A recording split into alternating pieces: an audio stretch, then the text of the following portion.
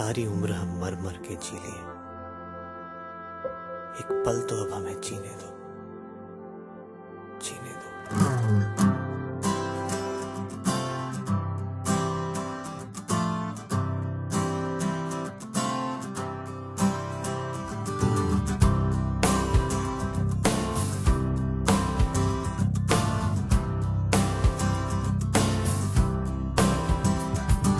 सारी उम्र हम मर मर के जी लिए, एक पल तो अब हमें जीने दो, जीने दो। सारी उम्र हम मर मर के जी लिए, एक पल तो अब हमें जीने दो, जीने दो। ना ना ना ना ना ना ना ना ना ना ना ना ना ना ना। Give me some sunshine, give me some rain, give me another chance. I wanna grow up once again. Give me some sunshine, give me some rain, give me another chance. I wanna grow up once again. कंधों को किताबों के बोझ ने झुकाया, रिश्वत देना तो खुद पापा ने सिखाया। 99% मार्क्स लाओगे तो घड़ी वरना छड़ी, लिख लिख कर पड़ा हथेली पर अल्फा बीटा गामा का छाला। कॉन्सेंट्रेटेड H2SO4 ने पूरा पूरा बचपन जला डाला। बचपन तो गया, जवानी भी गई, एक पल तो अब हमें जीने दो, जीने दो। बचपन तो गया, जवानी भी गई, एक पल तो अब हमें जीने दो, जीने दो।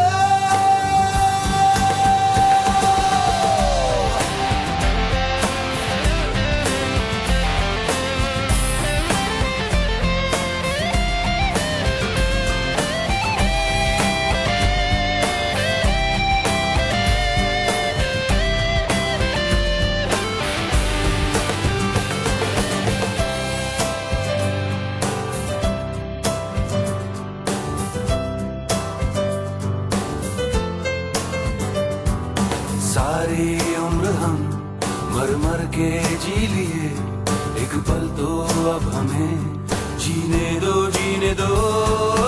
ना ना ना ना ना ना ना ना ना ना ना ना ना।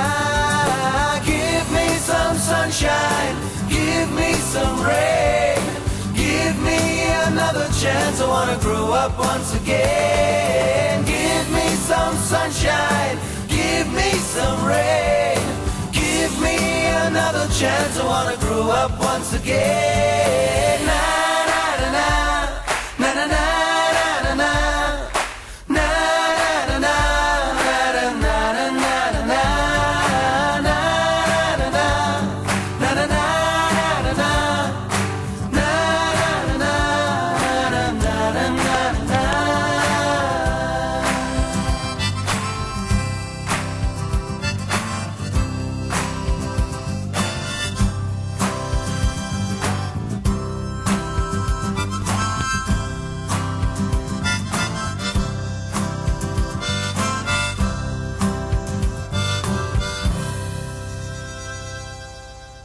गुड इवनिंग, नमस्कार, सत श्री अकाल। आप सुन रहे हैं रेडियो उड़ान और ये है प्रोग्राम दिल से दिल तक सीजन 2 और मैं हूं आरजे नरेश कुमार और लेकर आया हूं एक और एपिसोड जिसमें आज हम बहुत सारी बात करने वाले हैं। बेसिकली आज हम आप लाए हैं स्पेशल गेस्ट के साथ ये स्पेशल शो सीजन 2 यानी कि दिल से दिल तक सीजन 2 का एक और एपिसोड जिसमें आपकी भेंट होगी एक स्पेशल गेस्ट के साथ। कुछ लोगों को ये मैसेज मिल चुका है और कुछ को अभी कुछ देर में पता चल जाएगा कि आज के हमारे स्पेशल गेस्ट कौन होने वाले हैं। वो वेरी स्पेशल पर्सन हैं, उनकी भी बात करेंगे और उनके साथ भी बात करेंगे और बहुत सारी बातें उनके साथ आज शेयर करनी है, उनसे बहुत सारी बातें पूछनी है। और आप भी अगर उनसे कुछ पूछना चाहते हैं, बात करना चाहते हैं, उनसे कुछ जानना चाहते हैं तो बिल्कुल हमारी स्काइप आईडी रेडियो उड़ान पे हमें कॉल कर सकते हैं और जो दिल में हो वो पूछ सकते हैं। बहरहाल हमसे जुड़ने के कुछ और तरीके जो हमेशा मैं आपको बताता हूं, आज फिर से बताऊंगा। हमसे जुड़ने के लिए सबसे आसान तरीका कि आप हमारी स्काइप आईडी पे हमें कॉल करें और वहां पे आप मैसेज भी कर सकते हैं। ओहो, आपको आईडी भी बतानी है, यस। तो हमारी आईडी जो है वो है रेडियो उड़ान RADIOUDAAN।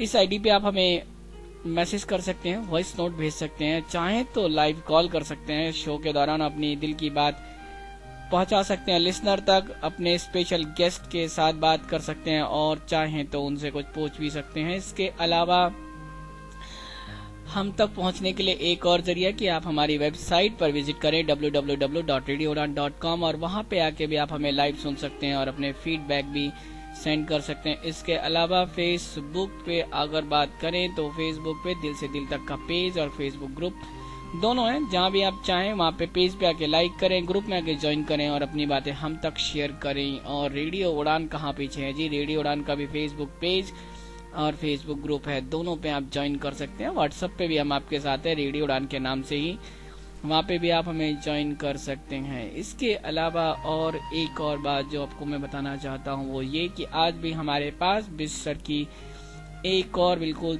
नई ताज़ा तरीन कहानी आ गई है, वो भी आप सुनेंगे। बड़ी ही इंटरेस्टिंग कहानी है, मोटिवेशनल कहानी है और काफ़ी आज जो कहानी उन्होंने हमें भेजी है वो काफ़ी इंस्पायरिंग है, वो भी हम आपको सुनाएंगे और उसके बाद बात होगी हमारे स्पेशल गेस्ट के साथ। तो बहरहाल ये सारी बातें हैं और इसके अलावा एक और जरिया, अगर आप हमसे व्हाट्सएप के थ्रू जुड़ना चाहते हैं तो हमें व्हाट्सएप पे अपने मैसेजेस सेंड कर सकते हैं। मैसेज सेंड करने के लिए आपको हमारी हमारे जो मोबाइल नंबर है उस पर कॉल करना है। मुझे स्काइप ही याद आ रहा है बहुत देर से, कोई बात नहीं, कभी कभी मेरे साथ भी ऐसा होता है।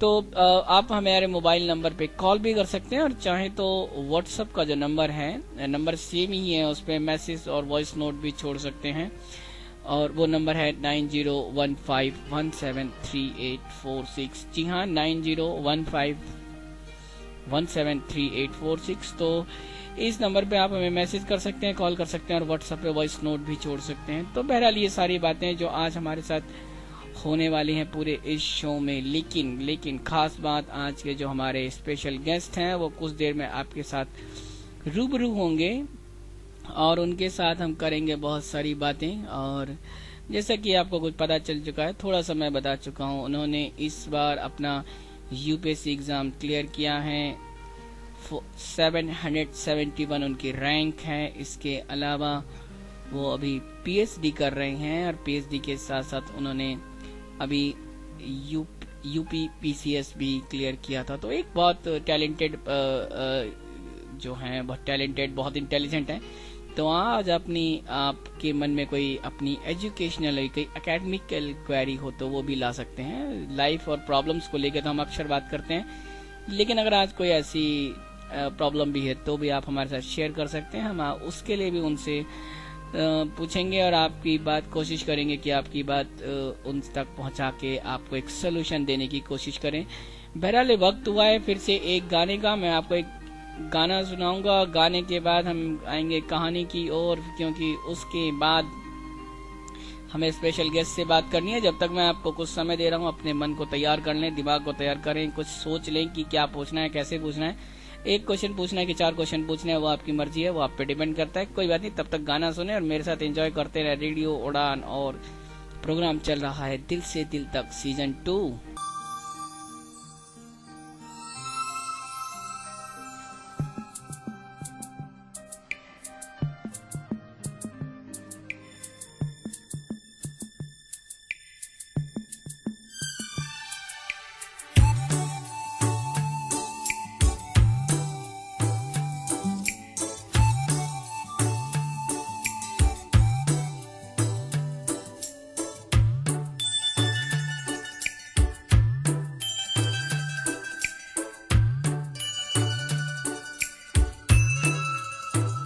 दिल है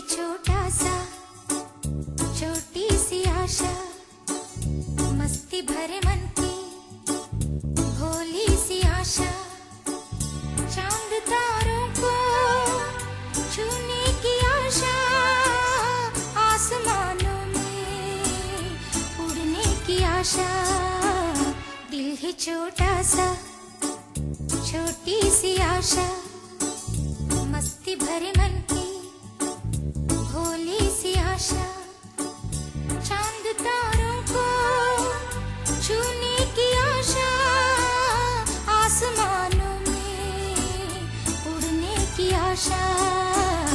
दिल है छोटा सा, छोटी सी आशा।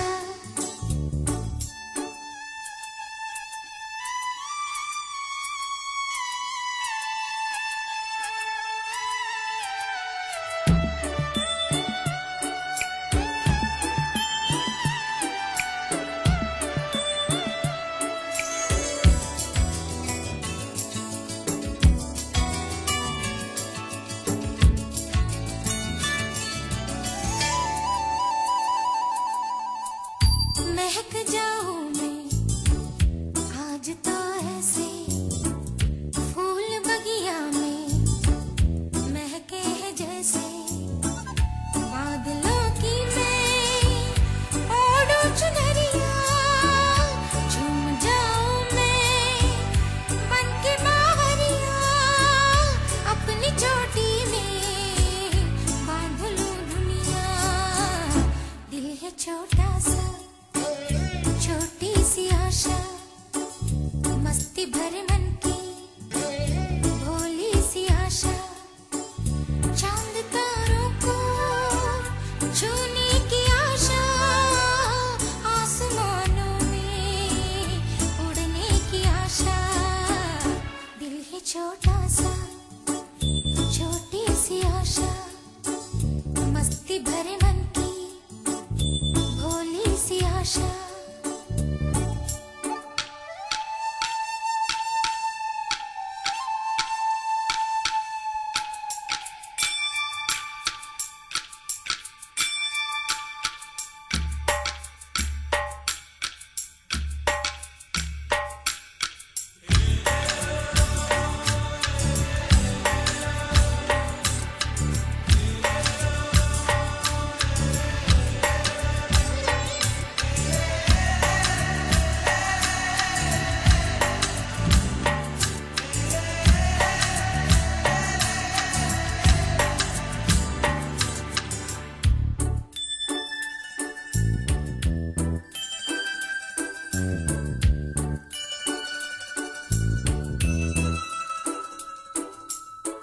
स्वर्ग सी धरती खिल रही जैसे, मेरा मन भी तो खिल रहा वैसे। कोयल की तरह गाने का अरमां, मछली की तरह मचलूं ये अरमां। जवानी है लाई रंगीन सपना, दिल है छोटा सा, छोटी सी आशा। मस्ती भरे मन की भोली सी आशा। चांद तारों को छूने की आशा, आसमानों में उड़ने की आशा। दिल है छोटा सा, छोटी सी आशा। मस्ती भरे मन की भोली सी आशा। Welcome back. फिर से स्वागत है आपका। आप सुन रहे हैं रेडियो उड़ान और यह है प्रोग्राम दिल से दिल तक सीजन 2 और मैं हूं आपका आरजे नरेश कुमार। और हम लेकर आए हैं फिर से एक और एपिसोड जिसमें हम बात करेंगे आज अपने स्पेशल गेस्ट के साथ, और उनके साथ जो मैं बहुत सारी बातें करनी है वो बातें आपको कुछ देर में सुनने को मिल जाएंगे हमारे साथ। बहरहाल अभी जो वक्त हुआ है वो टाइम है उस घड़ी का जब हमारे पास वो टाइम आता है 10:15 के आसपास लगभग, जब हम आपको एक कहानी सुनाते हैं। कहानी एक बहुत ही मोटिवेशनल स्टोरी हम आपको सुनाने की कोशिश करते हैं। रविंद्र सिंह बिष्ट जो हमें लगातार कहानियां भेज रहे हैं, अपनी जनवरी से उन्होंने अपने कहानियां भेजना शुरू किया था और लगातार अभी तक कहानियां भेज रहे हैं। लोग उनकी कहानियों को भी पसंद कर रहे हैं। बहरहाल एक और कहानी का वक्त है, तो चलिए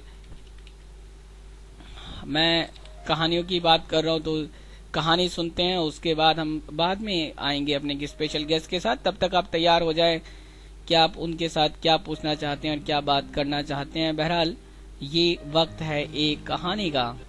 नमस्कार, रेडियो उड़ान के सभी श्रोताओं का मैं रविंद्र सिंह बिष्ट आज की कहानी श्रवण के लिए हार्दिक स्वागत करता हूं। आशा है आपको यह कहानी पसंद आएगी। तो आज की कहानी है अंतिम यात्रा। आहा, आज तो मजा आ रहा है। रोहित खुद को बड़ा स्वच्छंद महसूस कर रहा है। अपने मकान की छत पर खड़ा हुआ सब अड़ोस पड़ोस के लोगों को सुबह सुबह की भाग दौड़ करते हुए देख रहा है। पड़ोसी कमल जी तेजी से दूध के लिए जा रहे हैं। हाथ में दूध की डोलची है। पास की मदर डेयरी से रोज कमल जी दूध लाते हैं। अरे आज तो कमल जी एक ब्रेड का पैकेट भी साथ ला रहे हैं। चलो देखें कमल जी के घर में क्या चल रहा है।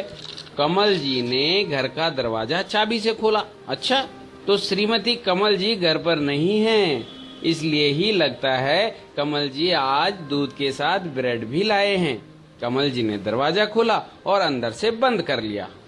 आज रोहित कमल जी की दीवारों के पार भी देख पा रहा था, अपनी छत के ऊपर से ही। वाह क्या आलम है, बिना कहीं जाए ही बस अपनी छत के ऊपर से ही सब कुछ साफ साफ दिखाई दे रहा है रोहित को। रोहित का बेटा वो पत्नी भी उठकर अपने अपने काम में लग गए हैं। बेटा शरद भी अपनी सुबह की सैर के बाद घर में घुस चुका है। पत्नी प्रभा भी बेटे के लिए टिफिन और रोहित के लिए टिफिन की तैयारी में लगी है। शरद ने ड्राइंग रूम में स्पोर्ट्स शूज उतार दिए, जुराब भी उतार कर तितर बितर हैं। सीधे बाथरूम में घुस गया है शरद। मोबाइल भी सीधे बाथरूम में एफएम लगाकर गानों के साथ भी खुद गुनगुना रहा है शरद। रोहित को हमेशा से ही लगता है कि उसका बेटा बाथरूम में थोड़ा ज्यादा ही समय लेता है। रोज उसे समय की याद रोहित ही दिलाता है, पर आज रोहित को पिता की आवाज नहीं सुनाई दे रही। वह मजे से नहा रहा है और गुनगुना रहा है गाने। माँ प्रभा की आवाज किचन से आई, अरे शरद बेटा डाइनिंग टेबल पर नाश्ता लगा है, टिफिन भी पैक है। अरे आज तेरे पिताजी की आवाज नहीं सुनाई दे रही। सुनो जी, कहाँ हो, जल्दी करो, क्या ऑफिस नहीं जाना आज? प्रभा की आवाज साफ रोहित छत से ही सुन रहा था, लेकिन आज उसे कोई चिंता नहीं है, ऑफिस नहीं जाना है। आज उसे मोबाइल की चार्ज का भी कोई चिंता नहीं है। मोबाइल भी बेड की साइड में पड़ा, पैक टेबल पर बस अंतिम सांसें लेकर बस बीच बीच में बीप कर रहा है। शरद बाथरूम से बाहर आया, लेकिन उसके जूते और जुराब वहीं ड्राइंग रूम में उसकी बाट देख रहे थे। रोज ही रोहित या तो उसके जूते और जुराब उठाकर नियत स्थान पर रख देता था, या शरद की टक्कर घर में घुसते ही पिता रोहित से हो जाती थी और पिता रोहित के निर्देश पर वह जूतों को नियत स्थान पर रख देता था। साथ ही जुराब भी नहाते वक्त धो लेता था। लेकिन आज, हाँ आज क्या रोहित की आवाज ही नहीं है पूरे घर में। एक अजीब सा सन्नाटा है। क्या हुआ? रोहित जान रहा है बस। वाह, आज तो रोहित को मोबाइल पर बातें ऐसे सुनाई दे रही हैं जैसे उसने ही कॉल लगाई हो किसी को। आज अपने चचेरे भाई मदन की आवाज और शरद का वार्तालाप उसे साफ सुनाई दे रहा है, और वो भी छत पर। मदन चाचा, शरद रुआं सा है, आंखों से अश्रु की धारा बह रही है। शरद के पिताजी नहीं रहे। मदन तो जैसे सकते में रह गया। शरद व मदन का वार्तालाप साफ स्पष्ट रोहित को सुनाई पड़ रहा है। शरद बोला, चाचा जल्दी चले आओ, मैं तो जानता ही नहीं हूँ, किसको बताऊं, क्या करूं, माँ तो निढाल पड़ी है, फोन पर ही रहिएगा। मदन बोला, बेटा एक पेन व कॉपी ले लो, मैं तुम्हें सामान लिखा देता हूँ और आते ही फूल व केवड़ा जल भी लेता आऊंगा। मदन बोला, लिखो बेटा। शरद कुसा, 5 मीटर सफेद कपड़ा, सुतरी, 1 क्रीम रंग की शॉल, 1 घड़ा, 1 किलो चावल, जौ, तिल, सरसों का तेल, दिया बड़ा, 1 छोटा और 2 बड़े। पंचक का सामान भी ले लेना बेटा, मैं मेट्रो पकड़कर तुरंत ही आ रहा हूँ। बेटा अड़ोस पड़ोस में भी खबर कर दी? शरद, हाँ, कमल अंकल को बताया है। कमल अंकल, पिताजी नहीं रहे, जल्दी आ जाओ। शरद रुआं सा बोला था उनको। कमल हैं? नहीं, यह कैसे? इस वार्तालाप को भी सुन रहा था रोहित। कमल ने दूध का गिलास व ब्रेड वहीं डाइनिंग टेबल पर छोड़े और तुरंत घर पर ताला लगाकर रोहित के घर में घुस आया। 4-6 महिलाएं पहले से ही घर में आ चुकी थी। कुछ और पड़ोसी भी इकट्ठा हो गए थे। प्रभा का तो रो रो कर बुरा हाल है। रोहित वहीं छत से यह मंजर देख रहा था। अरे मदन अब मेट्रो में चढ़ गया है और उसने शरद को कॉल लगाया। मदन बोला, शरद बेटा मैं 40 मिनट में पहुंच रहा हूँ। शरद, अच्छा चाचा जल्दी आओ तो ये अंतिम यात्रा की तैयारी करें। कहाँ ले जाना है?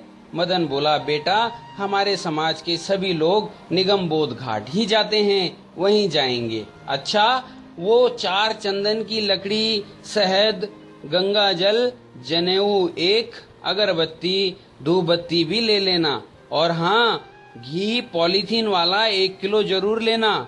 शरद बोला, चाचा 2 किलो घी ले लूं क्या? मदन बोला, नहीं बेटा ऐसा कर आधा किलो के 2 पैकेट ले लेना। बस शुरू में थोड़ा लगेगा और फिर तो अग्नि शरीर की चर्बी से ही पकड़ जाएगी। मदन पहुंच गया है। सब सामान लाने में कमल जी व अन्य पड़ोसियों ने मदद कर दी है। घर के बाहर सैया सज गई है, फूल धूप सब तैयार। एक दिया रोहित के शरीर के सिर की ओर जल रहा है। रोहित छत से यह नजारा देखता रहा और वह उस दीपक की लौ की तरह दमक रहा है। बाहर सैया पर सफेद कपड़ा बिछा दिया। मदन ने और शरद ने और कुछ लोगों की सहायता से रोहित का शरीर बाहर निकाला और सैया पर लिटा दिया। शॉल ढककर सुतरी से बांध दिया उस शरीर को जो था कल रोहित। लेकिन स्वच्छंद घूम रहा है रोहित हवा में और देख रहा है उस अंतिम यात्रा को जो कि कल तक था जीवंत व बंद था उस शरीर में। लेकिन आज वह स्वच्छंद है, सभी चिंताओं से मुक्त है, अगले आदेश के इंतजार में कि अब फिर उसे कहीं और बंद होना है। धन्यवाद। तो ये थी आज की कहानी। आपको यह कहानी कैसी लगी जरूर बताइएगा।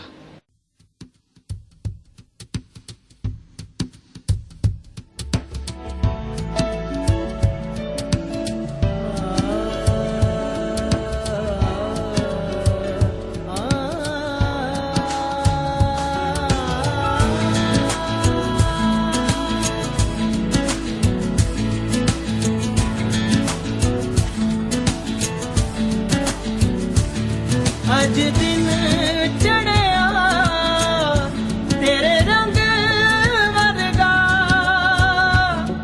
अज दिन चढ़िया तेरे रंग वर्गा, फूल सा है खिला आज दिन। रब्बा मेरे दिन ये ना ढले, वो जो मुझे ख्वाब में मिले उसे तू लगा दे अब गले। तेनू दिल दा वास्ता रब्बा आया दर पे याद के, सारा जहां छोड़ छाड़ के मेरे सपने सवार दे। तेनू दिल दा वास्ता अज दिन चढ़िया तेरे रंग वर्गा।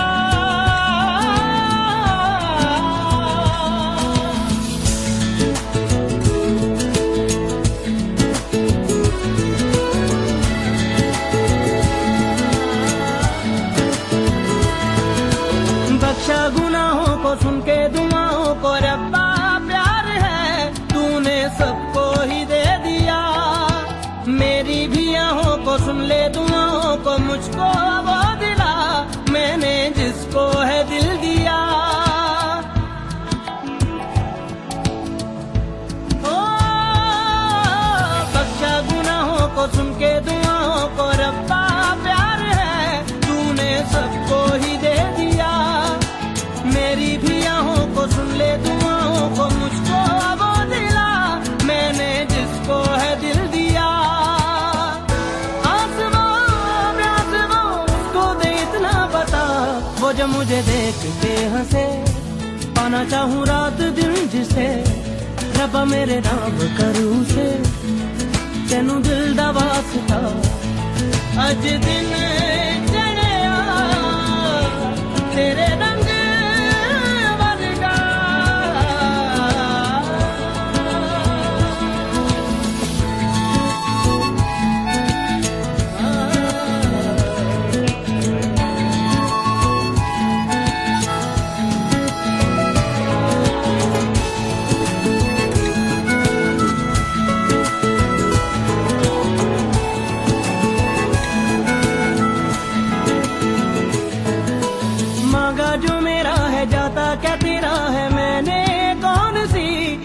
तुझसे जन्नत मांग ली।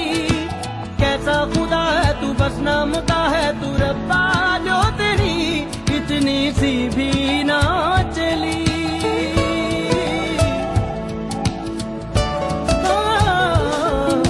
मांगा जो मेरा है जाता क्या तेरा है, मैंने कौन सी तुझसे जन्नत मांग ली। कैसा खुदा है तू, बस नाम का है तू रब्बा, जो तेरी इतनी सी भी ना चली। चाहिए जो मुझे कर दे तू मुझको अता, जीती रहे सल्तनत तेरी, जीती रहे आशिकी मेरी। दे दे मुझे जिंदगी मेरी, तेनू दिल दा वास्ता। रब्बा मेरे दिन जीना ढले, वो जो मुझे ख्वाब में मिले, उसे तू लगा दे अब गले, तेनू दिल दा वास्ता। रब्बा आया दर पे यार के, सारा जहां छोड़ छाड़ के, मेरे सपने संवार दे, तेनू दिल दा वास्ता। अज दिन चढ़िया तेरे रंग वर्गा, अज दिन चढ़िया तेरे रंग वर्गा।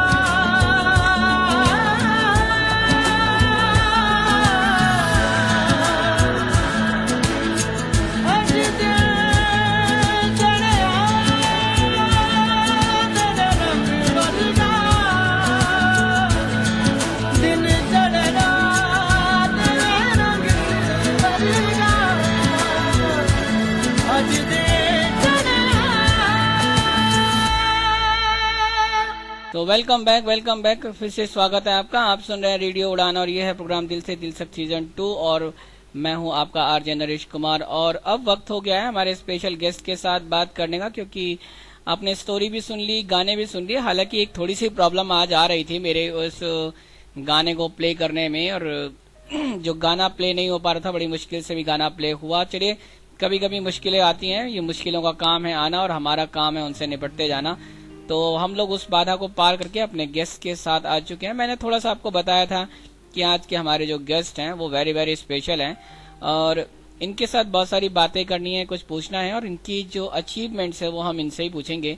मैं बहुत ज्यादा नहीं बताऊंगा, मैंने आपको थोड़ा सा बता दिया था। पीएचडी कर रहे हैं और सबसे इम्पोर्टेंट बात, सिविल सर्विस के एग्जाम क्रैक कर चुके हैं। उसके अलावा भी कुछ एक दो एग्जाम और हैं जिन्होंने क्रैक किए हैं, लेकिन जो सबसे मोस्ट रेप्यूटेड है वो इन्होंने सिविल सर्विसेज के एग्जाम शुरू क्रैक किया है इसी साल 2016 में।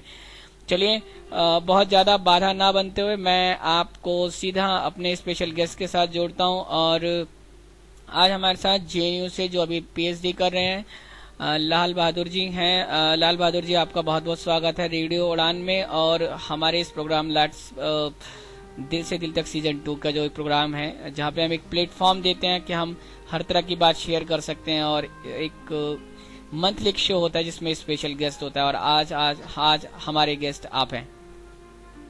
जी धन्यवाद नरेश जी, रेडियो उड़ान में हमें आमंत्रित करने के लिए। और मैं श्रोताओं को भी नमस्कार कहूंगा। और पहली बात, मेरे पास कई सारे मैसेज आ चुके थे। मेरे पास लोकेश का मैसेज था दिल्ली से, क्षमा चौधरी जी और गीतेश जी, ये कुछ लोग थे जिन्होंने मैसेज, जब हमने बताया कि सिविल सर्विसेज के एग्जाम क्रैक कर चुके तो उन्होंने पहले ही आपको मुबारकबाद दी है लिसनर्स की तरफ से। और एक दो वॉइस नोट भी हैं, वो मैं आपको बाद में जरूर सुनाऊंगा। तो फिलहाल हमारे लिसनर्स की तरफ से, हमारी टीम की तरफ से, प्रोग्राम की तरफ से आपको इस अचीवमेंट के लिए बहुत बहुत बधाइयाँ। मैं सबको धन्यवाद देना चाहूंगा तहे दिल से। जी लाल बहादुर जी, कुछ बताएं अपने बारे में। आपसे बहुत सारी बातें करनी है बहरहाल, लेकिन कुछ शुरुआत करें, कुछ इंट्रोडक्शन दें। आज आप पहली बार रेडियो उड़ान पे हैं और मेरे ख्याल से रेडियो के बारे में बहुत कम जानते हैं क्योंकि इतना टाइम नहीं मिल पाता कई बार, तो वो भी है। लेकिन और पहली बार यहाँ पर आए हैं तो कैसा लग रहा है आपको? जी मुझे बहुत अच्छा लग रहा है आपसे जुड़ के। और मैं अपने बारे में ये बताना चाहूंगा कि मैं इलाहाबाद जिले के मीरापुर गाँव से संबंध रखता हूँ, जो उत्तर प्रदेश का एक जिला है। और मैंने स्कूलिंग अपने गांव से की 1 से लेके 12 तक। उसके बाद इलाहाबाद विश्वविद्यालय से अपना ग्रेजुएशन पूरा किया 2002 और 2005 के बीच में। और उसके बाद में 2005 में JNU आया MA करने के लिए जी। तो यहाँ का माहौल इतना अच्छा था जी, यहाँ का माहौल इतना अच्छा था कि यहाँ पे एक यहाँ का ट्रेंड है कि हर साल JNU से 50-60 लड़के होते थे। तो मुझे भी लगा क्यों ना हम भी सिविल सर्विस में अपना हाथ आजमाएं। और चूंकि मेरे पैर में क्या कहते हैं, मेरे बाएं पैर में पोलियो है, तो बचपन से मुझे बहुत ये रहता था कि बहुत सारे ऐसे हर्डल्स हैं जो जिंदगी में आती हैं। लेकिन मैंने सोचा कि अगर इस तरीके से अगर सोचेंगे कि ये चीजें हम नहीं कर पाएंगे तो क्या पता मैं कभी ना कर पाऊं। लेकिन JNU आने के बाद जितने भी ऑब्स्टेकल्स मैं अपने लाइफ में सोचता था और दिखती भी थी, वो JNU आने से मुझे एक मनोबल ये मिला कि यहाँ पे चाहे वो आर्थोपेडिक प्रॉब्लम हो, चाहे ब्लाइंड हो, या किसी भी प्रकार के डिसेबिलिटी से कोई भी प्रॉब्लम है, तो यहाँ पे मुझे एज सच हर्डल्स के रूप में मैंने अपने डिसेबिलिटी को नहीं देखा यहाँ के। तो एक कॉन्फिडेंस आया कि मैं भी एक नॉर्मल पर्सन के तरीके हूँ, मैं भी वो सब काम कर सकता हूँ जो एक साइटेड व्यक्ति या जो जिनको कोई प्रॉब्लम नहीं है, मैं उनके बराबर हूँ। और क्योंकि यहाँ पे सिर्फ पढ़ाई को महत्व दिया जाता है, आपका फिजिकल कंडीशन क्या है उसको महत्व नहीं दिया जाता है, आपके मेंटल लेवल को ज्यादा प्रेफर किया जाता है। अगर आप सोच सकते हैं, लिख सकते हैं, पढ़ सकते हैं तो आप उनके बराबर हैं। ऐसा यहाँ प्लेटफॉर्म JNU में मिला और इसी सोच ने मुझे सिविल सर्विस में आने के लिए भी प्रेरित किया। और आज मैं आप सबके सामने हूँ। और इस बार जो 10 मई 2016 को रिजल्ट आया UPSC में 771 रैंक मिला है मुझे जी। तो सिविल सर्विसेज में कौन से कितने एफर्ट्स आपको, कितनी मेहनत करनी पड़ी, कितना एफर्ट लगाया, कितने अटेम्प्ट्स एक्चुअली आपने दिए? दरअसल ये मेरा लास्ट अटेम्प्ट है। मैं 7वें अटेम्प्ट में इसे पार कर पाया हूँ जी। पहले अटेम्प्ट में तो मेरा प्रीलिम्स ही नहीं हुआ था और तीसरे चौथे अटेम्प्ट मैंने लगातार मेंस लिखा और चौथे अटेम्प्ट में मैंने इंटरव्यू दिया था जी। बीच में CSAT इंट्रोड्यूस हो गया था जिसमें मैथ और रीजनिंग ज्यादा पूछे जाते थे। तो चूंकि मेरी स्कूलिंग से ही मेरी मैथ और रीजनिंग अच्छी नहीं थी तो मुझे 2 अटेम्प्ट में प्रॉब्लम हुए, मेरा प्रीलिम्स ही नहीं हुआ। मैंने 12-13 में मैंने प्रीलिम्स दिया था तो उसमें नहीं हुआ। फिर अभी फाइनली मैंने 14 में गैप लिया और फिर 15 में मैंने प्रीलिम्स दिया, जो कि CSAT क्वालिफाई हो गया तो मेरे लिए आसान भी हो गया और GS में इसमें वेटेज दिया गया तो फाइनली मैंने इधर क्रैक किया। फिर जी, ये बात शेयर करना इसलिए बहुत जरूरी था क्योंकि कई बार हम लोग कहते हैं कि लगातार कोशिश करने से भी अगर असफलता मिले तो भी आपको प्रयास करते रहना है और एक बहुत बड़ी बात है अपने आप को मोटिवेट करते रहना, खुद को आगे बढ़ाते रहना। तो बहरहाल ये इसलिए मैंने एक सवाल आपसे पूछा कि लगातार 7वीं बार आपने कोशिश की, अंतिम अटेम्प्ट भी किया और उसमें सक्सेसफुल हुए। इसका मतलब है कि जब भी आप कोशिश करते हैं तो सक्सेसफुल जरूर होते हैं, थोड़ा लेट सही लेकिन सक्सेसफुल जरूर होते हैं। क्या कहते हैं? मैं इस मामले ये मानता हूँ कि आप जितनी बार असफल होते हैं तो आपको उतने तरीके मालूम होते हैं सफल होने के। मेरा ये मानना है कि अगर आपने कुछ ऐसी कमियां अपने पिछले प्रयास में किया है तो आपको ये मालूम हो गया है कि अब मुझे इस कमियों को फाइंड आउट करना है, इसे दूर करना है, तो आगे आप जब कोई भी अटेम्प्ट लेते हैं फिर वो गलती आप नहीं करते हैं। तो होता है, देखिए कमियों बहुत सारे ऐसे प्रॉब्लम्स हैं जो आपको फाइंड आउट करने में कई साल लग जाते हैं। तो मेरे मामले में भी यही हुआ है कि कुछ प्रॉब्लम्स को मैंने फाइंड आउट ही नहीं कर पाया। तो जो फाइंड आउट होता गया फाइनली लास्ट अटेम्प्ट में उसे मैं दूर कर पाया तो अभी मैं फिर सफल हो गया। बहादुर जी को पढ़ाई के अलावा और क्या क्या पसंद है, क्या क्या हॉबीज हैं? मैं कविताएं लिखता हूँ और मैं योगा करता हूँ और मेरे जो पुराने मित्र ऐसे हैं जिन्होंने किसी कारणवश पढ़ाई छोड़ दिया है जी और वो कुछ काम कर रहे हैं तो फाइनली मैं उनसे ये बात करता हूँ कि उनका लाइफ क्या चल रहा है। अगर वो पढ़ाई नहीं कर पाए हैं तो वो अपने बच्चों को किस तरीके से पढ़ाई लिखाई कर रहे हैं या उनका फाइनली अभी काम क्या चल रहा है। तो मैं उन्हें जीवन में, देखिए बहुत सारे ऐसे हमारे दोस्त हैं जो फाइनेंशियल कंडीशन की वजह से नहीं पाए हैं जी, तो बहुत सारे उनके समस्याओं को सुनता हूँ, जहां तक मुझे लगता है तो उसे दूर करने का प्रयास करता हूँ। और मैंने अपने गांव में एक लाइब्रेरी खोल रखी है इसी प्रॉब्लम्स को दूर करने के लिए। जिनके पास पैसे नहीं हैं और किताब खरीदना चाहते हैं और बहुत सारे ऐसे महंगी महंगी किताबें हैं जो उनके एक्सेस उनके पास तक नहीं है। तो मैंने इन्हीं सब समस्याओं को दूर करने के लिए अपने स्कॉलरशिप के लाइब्रेरी पैसे से लाइब्रेरी अपने गांव में खोली है। आज के जमाने में 800 से 900 किताबें हैं वहां पे और 2 न्यूज़पेपर आता है। तो ये मेरे शौक है और मैं चाहता हूँ कि एक होता नहीं कि एक अलग से मैं ये सब करता रहता हूँ। और मैं कविताएं भी लिखता हूँ जैसा मैंने अभी पहले आपको बताया। और चलिए कुछ और बातें, अभी कौन सा गाना सुनना चाहेंगे? वो गाना बताएं फिर आपको गाना सुनाया जाए। कविताएं लिखते हैं तो गाने सुनना बहुत पसंद आता होगा आपको, मेरे को उम्मीद है। जी, एक किशोर कुमार का गाना है कि रुक जाना नहीं तू कभी हार के। इस टाइप से मैं जब कभी भी निराश होता हूँ, जब कभी भी मेरे लाइफ में प्रॉब्लम आता है तो मैं इस गाने को जरूर से जरूर सुनता हूँ और मुझे एक इंटरनल मोटिवेशन मिलता है। जी बिल्कुल, किशोर कुमार का बहुत ही बेहतरीन गाना, फेवरेट सिंगर है मेरे भी किशोर कुमार। ये गाना उनका, मूवी का नाम इम्तिहान, 1970s की ये मूवी। और चलिए एंजॉय करते हैं इस गाने को और वापस आते हैं और बहादुर जी से और भी काफी सारी बातें करनी है। पहले एंजॉय करते हैं ये प्यारा सा गाना।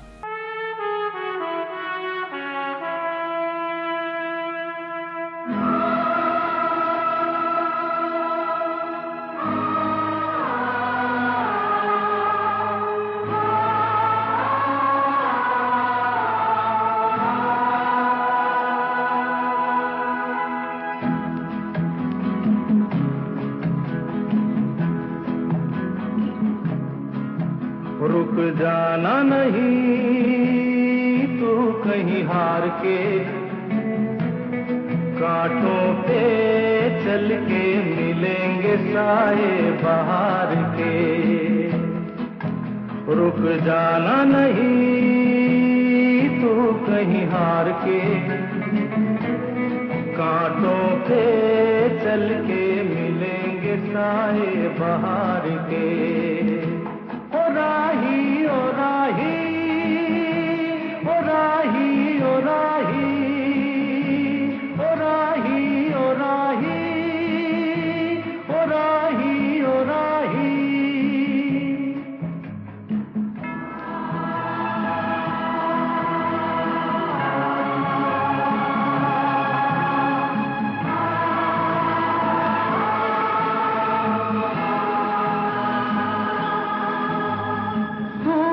देख रुक गया है तेरे आगे झुक गया है, सूरज देख रुक गया है तेरे आगे झुक गया है। जब कभी ऐसे कोई मस्ताना निकले है अपनी धुन में दीवाना, शाम सुहानी बन जाते हैं दिन इंतजार के।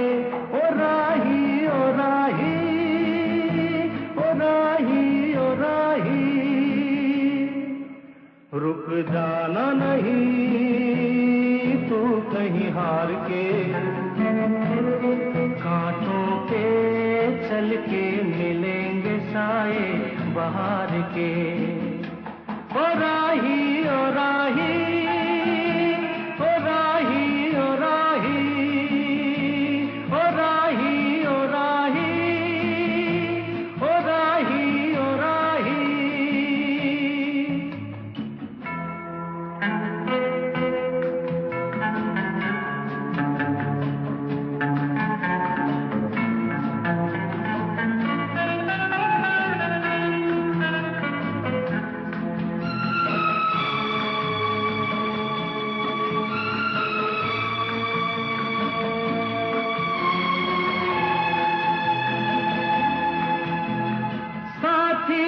कारवां है ये तेरा इम्तिहान है, साथी न कारवां है ये तेरा इम्तिहान है। यूं ही चला चल दिल के सहारे, करती है मंजिल तुझको इशारे। देख कहीं कोई रोक नहीं ले तुझको पुकार के। ओ राही ओ राही ओ राही ओ राही। रुक जाना नहीं तू कहीं हार के, कांटों पे चल के मिलेंगे साए बहार के। ओ राही ओ राही ओ राही ओ राही ओ राही ओ राही ओ राही ओ राही।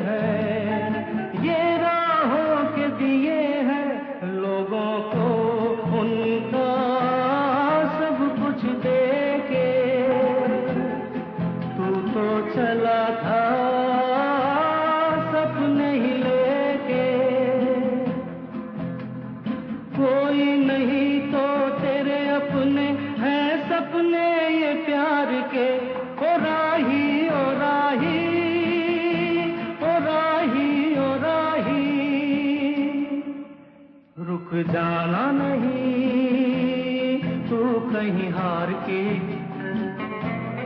कांटों पे चल के मिलेंगे साए बहार के।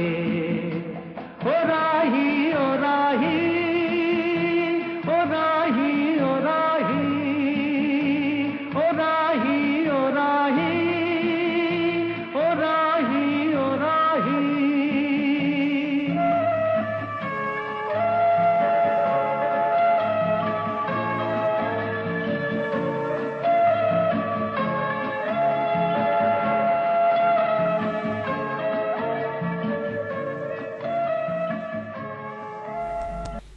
वेलकम बैक फिर से स्वागत है। आप सुन रहे हैं रेडियो उड़ान और यह प्रोग्राम दिल से दिल तक सीजन 2। मैं हूं आपका आरजे नरेश कुमार और हमारे साथ हैं आज जेएनयू से लाल बहादुर जी, और जो आज हमारे स्पेशल गेस्ट हैं उनके साथ हम लगातार बात कर रहे हैं। लाल बहादुर जी, आपका फिर से स्वागत है और हमारे साथ कॉल पे एक तो बधाई देने के लिए शायद कुछ पूछना भी चाहते हो। गीतेश जुड़ गए इंदौर से। गीतेश, आपका भी कॉल पे शो में स्वागत है। पहले आप दोनों बात कर ले, फिर मैं बीच में बाधा नहीं बनूंगा। जी बहुत बहुत धन्यवाद नरेश जी इस शो के लिए, और लाल सिंह जी आपको बहुत बहुत बधाई हो हम सबकी ओर से कि आपने यूपीएससी क्रैक किया है। जी धन्यवाद जीतेश जी। सो लाल सिंह जी मैं आपसे ये पूछना चाहता हूँ जी लाल बहादुर है जी लाल बहादुर जी जी मैं कंफर्म कर, लाल बहादुर पुष्कर बोलिए, लाल बहादुर पुष्कर। जी लाल बहादुर पुष्कर जी, मैं ये पूछना चाहता हूँ आपसे, आपकी यूपीएससी की जो प्रिपरेशन है उससे रिलेटेड मैं क्वेश्चन पूछना चाहता हूँ कि आपने यूपीएससी की जो तैयारी की है, दिन भर में आप 24 घंटों में से आप कितना समय देते थे और किस तरह से आप पढ़ाई करते हैं? मतलब एक सब्जेक्ट, हर सब्जेक्ट होते हैं, हिस्ट्री, पॉल साइंस हो या ज्योग्राफी हो, साइंस हो, तो आप कितना टाइम देते थे?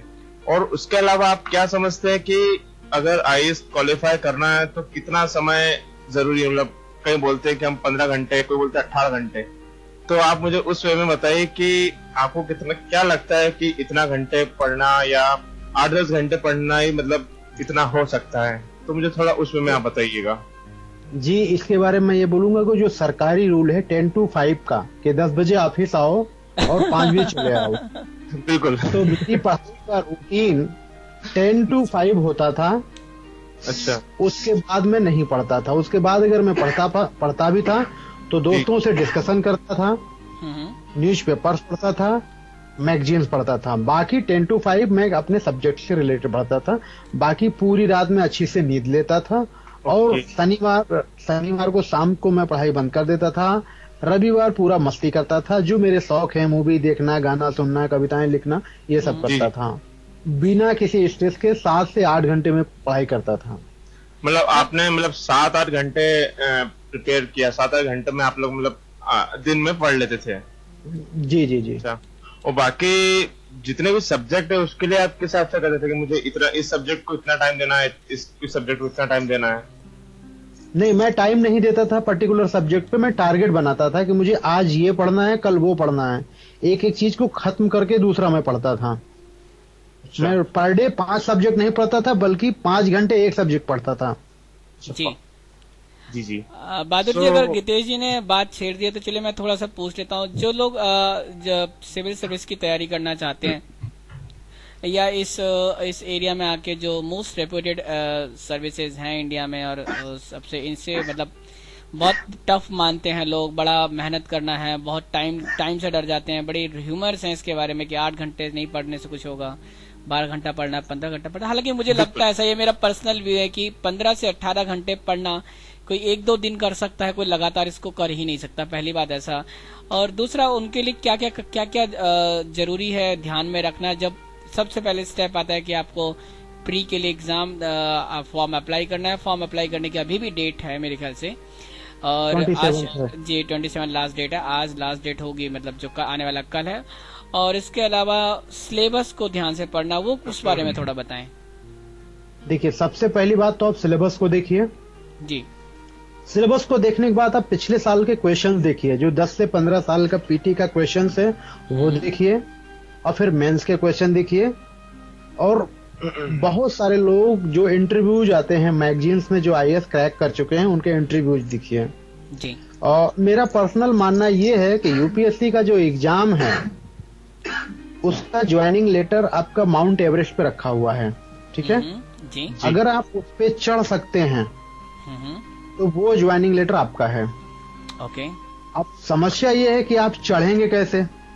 उसके लिए आप या तो उससे मिलना होगा जो सबसे पहले चढ़ चुका है अब तक, ठीक है, और या जो चढ़ने का गुरु बताता है, जो चढ़ने का तरीका बताता है कि इस एवरेस्ट पे कैसे चढ़ा जाए जी। तो आपका प्रयास ये रहना चाहिए कि जो लोग सेलेक्ट हो चुके हैं उनसे किसी न किसी तरीके से आप उनसे मिलें, उनसे बातचीत करें और उनसे ये तरीका सीखें तैयारी कैसे करें, आपकी स्ट्रेटजी क्या थी जी। और दूसरी बात, इसके लिए एक बेसिक क्या है कि अगर आप सिलेबस को देख लेते हैं तो आप ध्यान से देखेंगे तो उसका सिलेबस +2 लेवल से ज्यादा नहीं है। अगर 6 to 12 अगर आप एनसीईआरटी अच्छे से पढ़ लेते हैं और एक नेशनल न्यूज़पेपर आप पढ़ते हैं और एक राज्यसभा टीवी में बहुत सारे ऐसे प्रोग्राम्स आते हैं, उसको आप फॉलो कीजिए और प्लस आधा घंटा रोज न्यूज सुनिए आप जी। इससे आपका एक बैकग्राउंड तैयार हो जाएगा तैयारी करने के लिए। और फिर आपका जो सब्जेक्ट है उससे रिलेटेड एक कोचिंग आप किसी अच्छे संस्थान से कर लीजिए। और जीएस की कोचिंग जो मार्केट में क्या कहते हैं कि मार्केट में बहुत सारे ऐसे कोचिंग्स हैं, आप वहां पे या जो सिलेक्टेड लोग हैं उनसे पूछ करके आप बोल सकते हैं कि जीएस हम कहाँ करें, कैसे करें, ऐसे कहाँ करें या एथिक्स के कहाँ करें। आप उनसे पूछिए, वो आपको बता देंगे, वो आपको दिग्भ्रमित नहीं करेंगे, सिवाय उनसे बात करने के लिए जो अभी तैयारी कर रहे हैं और कुछ नहीं जानते हैं जी।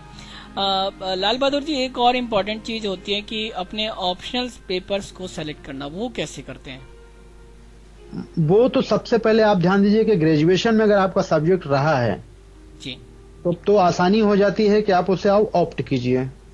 अगर मान लीजिए कि बहुत सारे ऐसे बच्चे होते हैं कि जिन्होंने बीटेक कर रखा है, बीकॉम कर रखा है और उनका सिलेबस यूपीएससी में नंबर बहुत कम आते हैं, तो आप बचपन में से कभी कभी होता है कि जो +2 लेवल पे हिंदी लिटरेचर लोग पढ़े हुए हैं, तो अभी बहुत सारे ऐसे कोचिंग हैं जो हिंदी लिटरेचर से बहुत अच्छी तैयारी करवा देते हैं। तो अगर आपका रुचि उस सब्जेक्ट में है कि चलो ठीक है हमको पढ़ाने पे ये चीज समझ में आ जाएगा, तो एक तो आपकी रुचि होनी चाहिए। दूसरा आप ये देखिए कि ट्रेंड ये है कि जिस सब्जेक्ट को आप ऑप्ट कर रहे हैं उसमें नंबर आ रहे हैं कि नहीं आ रहे हैं, एक तो ये होना चाहिए। तीसरा आप ये देखिए कि सिलेबस इतना छोटा हो कि आप विद इन द टाइम उसे आप तैयार कर सकें। ये 2-3 चीज ध्यान रखना चाहिए ऑप्शनल को ऑप्ट करने में। ऑप्शनल के अलावा एक क्वालिफाइंग सब्जेक्ट जो लैंग्वेज का है वो कैसे बताएंगे? क्वालिफाइंग के लिए लैंग्वेजेस होती हैं, 2 चूज करनी होती हैं जी। एक हिंदी है, इंग्लिश है जी।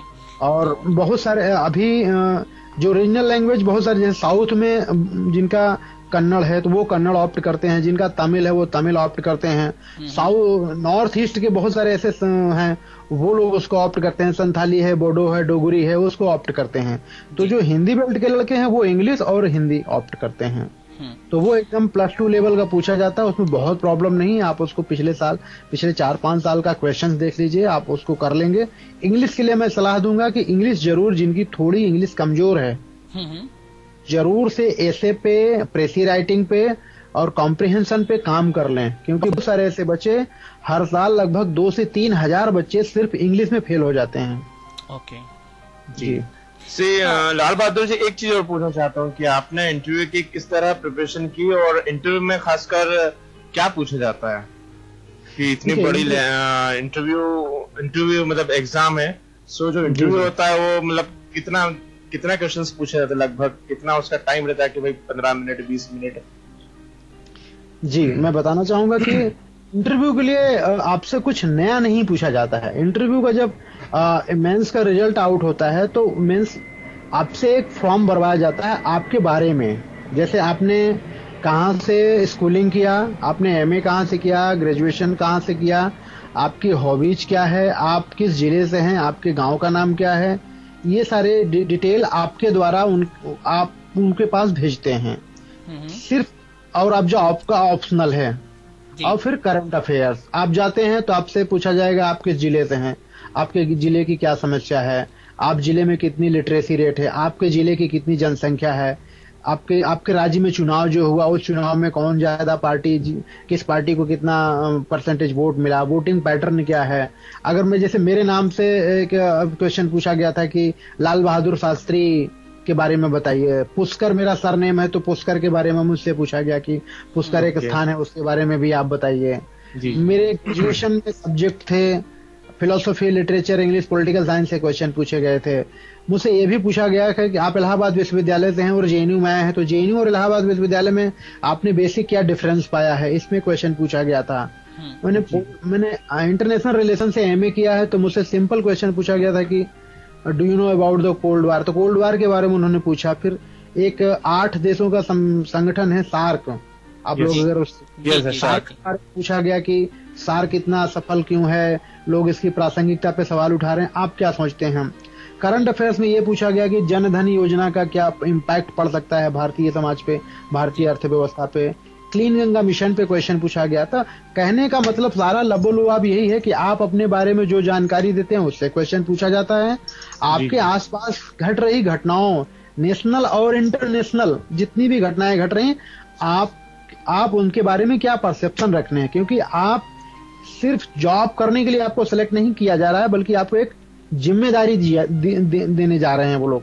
तो एक जिम्मेदार आदमी कितना अलर्ट रहता है अपने आसपास की चीजों के प्रति, अपने आसपास की घट रही घटनाओं पे, वो चीज चेक करने का प्रयास करते हैं। वो आपके अंदर हाजिर जवाबी कितना है, आप में सेंस ऑफ ह्यूमर कितना तगड़ा है, आप कितना ईमानदार हैं अपने काम को लेकर के। इन सब चीजों को आपके इन्हीं सब चीजों, आपके बैकग्राउंड से और आपके करंट अफेयर से पूछा जाता है। ये चीज निकालने का प्रयास करते हैं हमारे अंदर से वो। जी, तो बहुत सारी इन्फॉर्मेशन है। फिलहाल लाल बहादुर जी, वक्त है लिसनर्स के लिए एक और गाना आपकी चॉइस का। आज सारे गाने आप ही की पसंद के हैं। जी बिल्कुल। मैं एक गाना मैं बहुत जब क्या कहते हैं कि निराश होता हूँ, निराश इस सेंस में नहीं होता हूँ कि कभी कभी क्या होता है जब आप पढ़ाई में बहुत ज्यादा मशगूल हो जाते हैं जी, और दोस्तों से जब आपसे दोस्त टाइम मांग रहे होते हैं और आप बिजी रहते हैं, तो होता क्या है कि जब हमने उनको टाइम नहीं तो वो भी हमें टाइम नहीं देते हैं।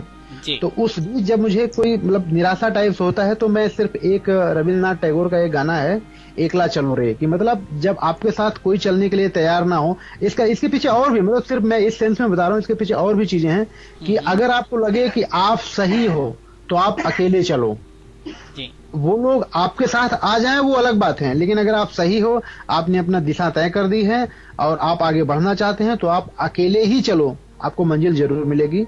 मैं अमिताभ बच्चन जी के आवाज में है, हालांकि बहुत सारे लोगों ने इसको गाया है, लेकिन मैं अमिताभ बच्चन की आवाज में चाहूंगा कि एकला चले रो। ये इवन के बंगाली में गाना है और मैं समझता हूँ कि लोग समझेंगे इसको।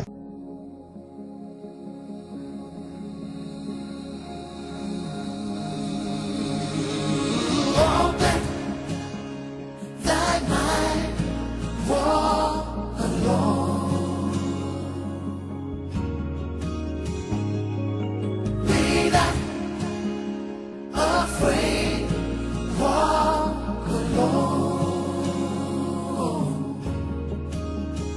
যদি তোর ডাক শুনে কেউ না আসে তবে একলা চলো রে যদি তোর ডাক শুনে কেউ না আসে তবে একলা চলো রে তবে একলা চলো একলা চলো একলা চলো একলা চলো রে তবে একলা চলো একলা চলো একলা চলো একলা চলো রে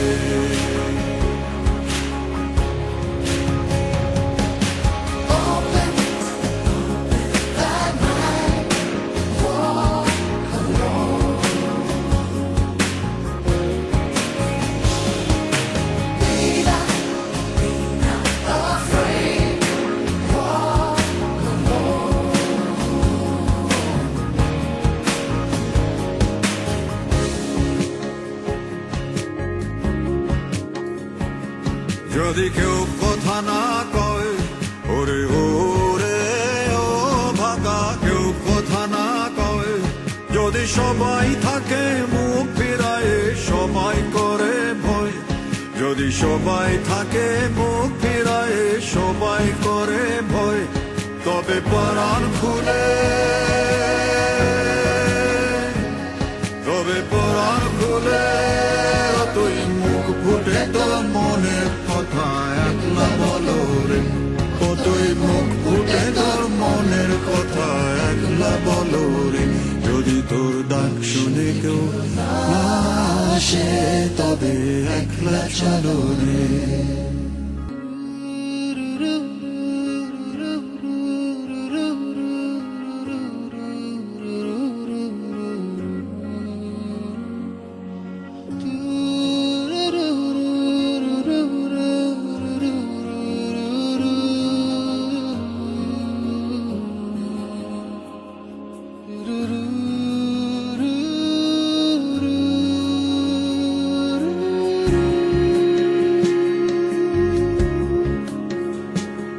जब काली घटा छाए उरे हो रे हो अंधेरा सच को निगल जाए जब दुनिया सारी डर के आगे सर अपना झुकाए जब दुनिया सारी डर के आगे सर अपना झुकाए तू शोला बन जा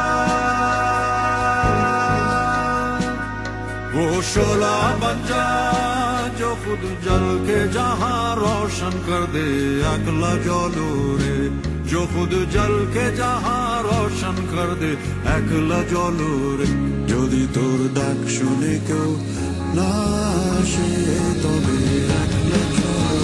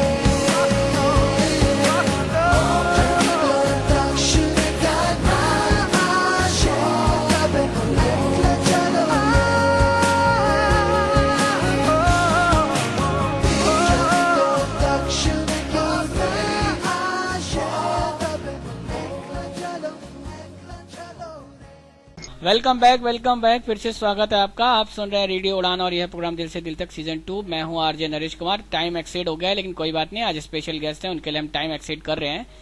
और आज थोड़ी सी प्रॉब्लम भी हो रही है, स्टूडियो साथ नहीं दे रहा है। मेरे को आदत हो गई है, मैं आदेश ले सकता हूँ, मैं ऑर्डर्स ले सकता हूँ, मेरा स्टूडियो नहीं मान रहा है। खैर कोई बात नहीं, इसको बनाना पड़ता है, थोड़ा सा कह सुन के मान लेता है, मान जा गया है। हमारे साथ लाल बहादुर जी लगातार जुड़े हुए हैं। लाल बहादुर जी के लिए हमारे साथ कॉल आ रही थी SGS सिसोदिया दिल्ली से, जो एक NGO के प्रेसिडेंट हैं, उसके अलावा बाय प्रोफेशन टीचर हैं, कविताएं लिखते हैं और बेसिकली जो उनका NGO है IAB, शायद आप लोग जानते होंगे, Indian association for the blind. उसके हेड हैं, और वो भी कॉल कर रहे थे, कॉल उनकी कनेक्ट नहीं हो पा रही। उन्होंने भी लाल बहादुर जी के लिए हमारे साथ बधाइयां प्रेषित की हैं। तो लाल बहादुर जी, सिसोदिया सर की तरफ से भी बहुत बहुत बधाइयां। इसके धन्यवाद। बहुत से लोग आपको सुन रहे हैं, बहुत से लोग आपसे वो बात करना चाहते हैं, कई बार कनेक्टिविटी की प्रॉब्लम आ जाती है। लाल बहादुर जी, कुछ बताएं कि आपने थोड़ा सा जिक्र किया था अभी कि आपको डिसेबिलिटी है, आपको ऑर्थोपेडिक मतलब आपके पोलियो है, तो ये यहाँ तक पहुँचने का सफर और शुरुआत जहाँ अपने स्कूल में अपने गांव से की, वहाँ से ये डिसेबिलिटी मतलब क्या कब से है आपको? इस ये जो प्रॉब्लम मैं इसे एक प्रॉब्लम मानता हूँ, डिसेबिलिटी सिर्फ एक प्रॉब्लम होती है, उससे ज्यादा कुछ नहीं होती। तो इस प्रॉब्लम का सामना आप कब से कर रहे हैं? देखिए, मैं जब 2 साल का था तो घर वाले बताते हैं कि मुझे बुखार था और उसकी वजह से मुझे पोलियो हो गया, और इस वजह से मैं पिछले लगभग 8 साल तक स्कूल नहीं जा पाया। तो मेरी स्कूलिंग डायरेक्ट 3 से शुरू हुई। मैं यूकेजी, एलकेजी, अपर केजी ये सब नहीं पढ़ा हूँ।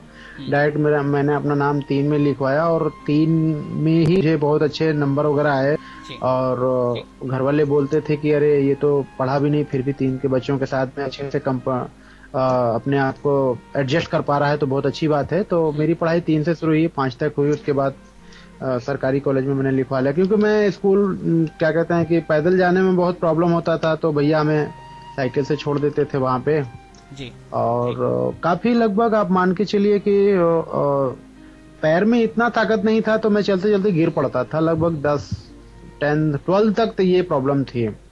धीरे धीरे जैसे जैसे डेवलप होता गया, वो प्रॉब्लम अभी नहीं है। लेकिन एक बात मैं बताऊंगा कि मेरे घर वाले मुझे कभी रियलाइज नहीं होने दिए कि मेरे पैर में प्रॉब्लम है। उन्होंने उतना ही काम मुझे दिया जितना बाकी भाइयों को काम देते थे, और कभी भी उन्होंने मुझे पर्सनल असिस्ट करने की बात नहीं सोची कि चलो ठीक है, इसको प्रॉब्लम है, थोड़ा असिस्ट करते हैं तो वो अच्छे से कर पाएगा। ऐसा कुछ नहीं था। जैसे कि नॉर्मल एक्सेसिबिलिटी की प्रॉब्लम होती थी तो चलो ठीक है, यहाँ पे हेल्प कर दो, लेकिन ऐसा नहीं होता था कि बिल्कुल नहीं, इसको तो काम ही नहीं करने देंगे, इसको प्रॉब्लम है, ये नहीं कर पाएगा। नहीं कर पाएगा का जो एक डिसेबिलिटी के प्रति जो सोच हमारे समाज में है, वो मेरे घर में बिल्कुल दूर दूर तक नहीं था। यद्यपि हमारे माँ बाप बहुत ज्यादा पढ़े लिखे नहीं है, लेकिन वो इस मामले में इतने प्रोग्रेसिव थे कि मुझे कभी इस तरीके से इंफीरियरिटी फील ही नहीं होने दिए। तो मेरी पढ़ाई में भी कोई प्रॉब्लम नहीं है। मेरे क्लासमेट बहुत अच्छे थे, मुझे कोई प्रॉब्लम नहीं होने दिया कि ये डिसेबल्ड है, इसके साथ कोई ऐसा व्यवहार करो।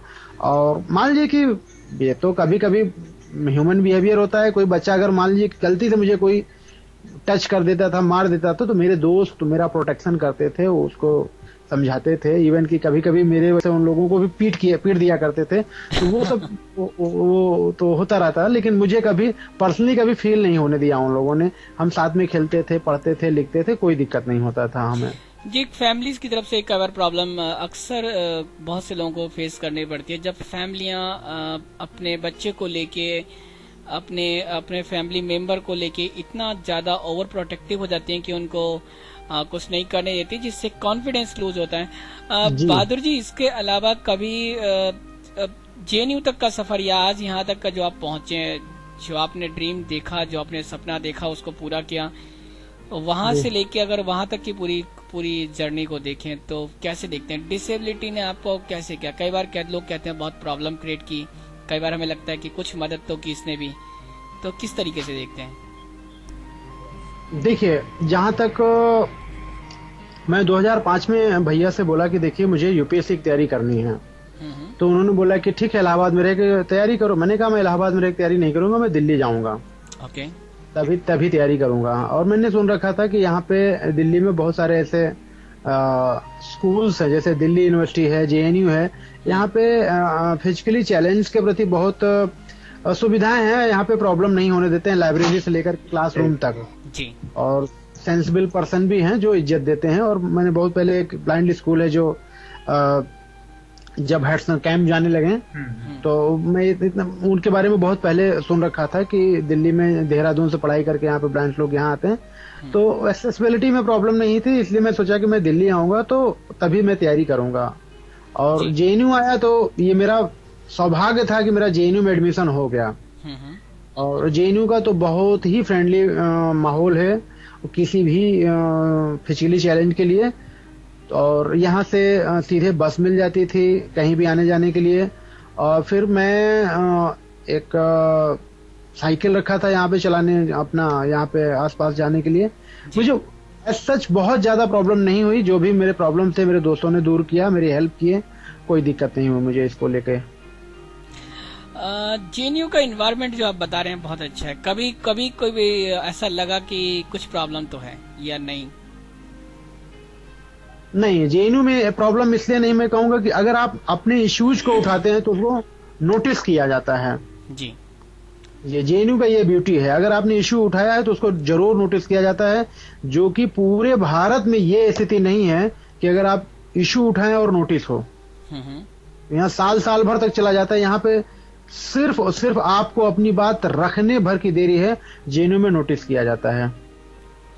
जी, जेएनयू की ये खास बात कि यहाँ पे अगर आप कुछ भी बात इश्यू रखते हैं तो उसे रिकॉग्निशन मिलती है, उसे एक पहचान मिलती है। जी बिल्कुल। लाल बहादुर जी के साथ हम लगातार बात कर रहे हैं और अभी एक सेशन और छोटा सा हमारे पास बचा हुआ है कि इनके साथ बातें करेंगे और फाइनली कुछ छोटी छोटी बातें पूछेंगे, टिप्स पूछेंगे लोगों के लिए और कुछ उनकी पर्सनल बात पूछेंगे, कोशिश करेंगे कुछ जानने की, क्योंकि आज तो कुछ बताना चाहिए। और कोशिश करेंगे कि कोई कविता उनको याद आ जाए तो हमें अपनी लिखी हुई कविता भी सुनाए। बहरहाल बहादुर जी, एक और गाने की बात, कौन सा गाना आपके लिए? एक बीच में एक मूवी आई थी चक दे इंडिया। जी, आई थी। और उस मूवी में इसका टाइटल सॉन्ग ही मैं सुनना पसंद करूंगा। और एक जैसे होता नहीं कि जब हम किसी सोसाइटी में रहते हैं और किसी काम को अंजाम देना होता है तो हमारे अंदर एक टीम भावना होनी चाहिए। तो उस टीम भावना को आधार बना करके ये जो कुछ करिए है, ये मुझे बहुत मोटिवेट करता है। तो इसे भी मैं अपने स्पेयर टाइम में सुनता हूँ। और मैं आज चाहूंगा कि आपके श्रोताओं को भी ये गाना सुने और मुझे भी अच्छा लगेगा और उन्हें भी अच्छा लगेगा। चलिए, चक दे इंडिया जो सुखविंदर सिंह की आवाज में है, चक दे इंडिया का टाइटल सॉन्ग बहुत अच्छा है, मुझे भी बहुत पसंद है। सुनते हैं ये गाना और उसके बाद एक आखिरी पड़ाव में आएंगे शो की और उनके साथ बात करेंगे। और एक वॉइस नोट भी है मेरे पास जो हमारे स्पेशल गेस्ट के लिए, वो भी उनको सुनाना है। तो चलिए पहले सुनते हैं गाना, उसके बाद बात करेंगे अपने वॉइस नोट की।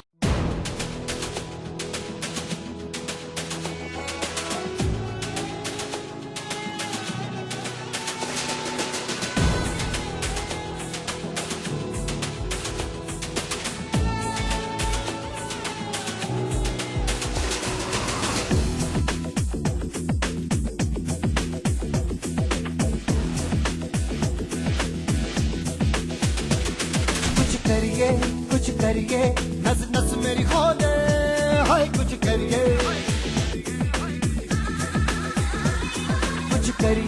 कुछ करिए, बस बस बड़ा बोले, अब कुछ करिए। ओ कोई तो चल जिद फड़िए, तू बेतरिए या मरिए, हाय कोई तो चल जिद फड़िए, तू बेतरिए या मरिए। चक दे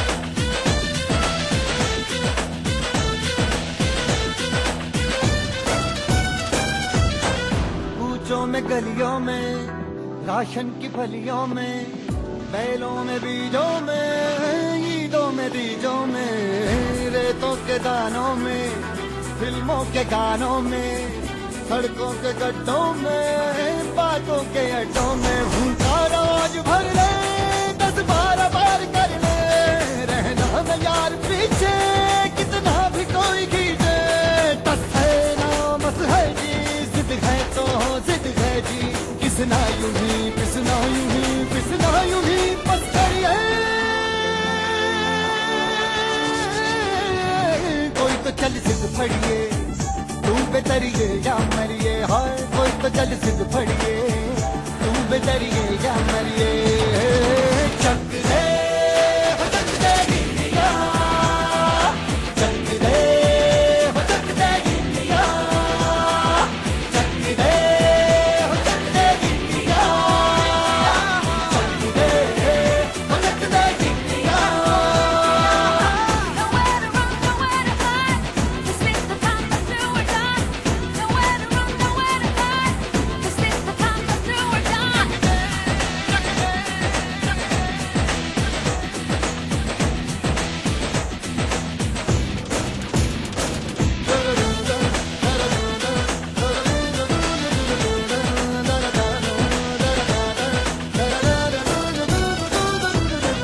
लड़ती पतंगों में, भिड़ती उमंगों में, खेलों के मेलों में, पल खाती रेलों में, गन्नों के मीठे में, खद्दर में छींटे में, ढूंढो तो मिल जाओगे तब वही तो में। रंग है समाज बिखरे और खुल के आज बिखरे, मन जाए ऐसी होली, रग रग मचल के बोली, दस है ना मस है जी, जिद है तो जिद है थी, किसना यूं ही किसना यूं ही किसना यूं ही बस करिए। कोई तो चल सिद्ध फड़िए, तू बेतरिए या मरिए, हाय कोई तो चल सिद्ध फड़िए, तू बेतरिए या मरिए।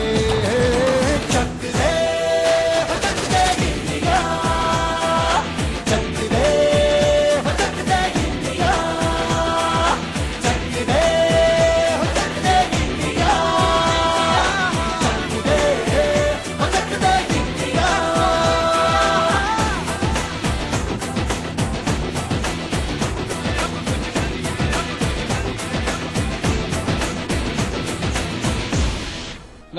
वेलकम बैक फिर से स्वागत है आपका। आप सुन रहे हैं रेडियो उड़ान और यह प्रोग्राम दिल से दिल तक सीजन 2 और हम आ गए हैं आखिरी पड़ाव पे, जहाँ पे हम लाल बहादुर से बस सिर्फ कुछ बातें करेंगे, लेकिन उनके लिए जो हमारे पास एक वॉइस नोट आया हुआ है उस वॉइस नोट को सुनेंगे और उस वॉइस नोट के बाद उनके साथ बातें करेंगे। चलिए पहले सुन लेते हैं उनके लिए, जो एक मुंबई से हमारे एक लिसनर ने भेजा है, लगातार हमको मैसेजेस भेजती हैं, आज भी उन्होंने एक वॉइस नोट भेजा हुआ है। चलिए पहले वो सुनते हैं और उसके बाद कुछ और बातें। मैं श्रेया बात कर रही हूँ मुंबई से। सबसे पहले तो आज के मेहमान का हमारा मतलब हम सब लिसनर्स की तरफ से बहुत बहुत स्वागत, और मैं उनकी अचीवमेंट के लिए उनको बहुत बहुत मुबारकबाद देना चाहूंगी। मेरे 2 क्वेश्चन हैं उनके लिए।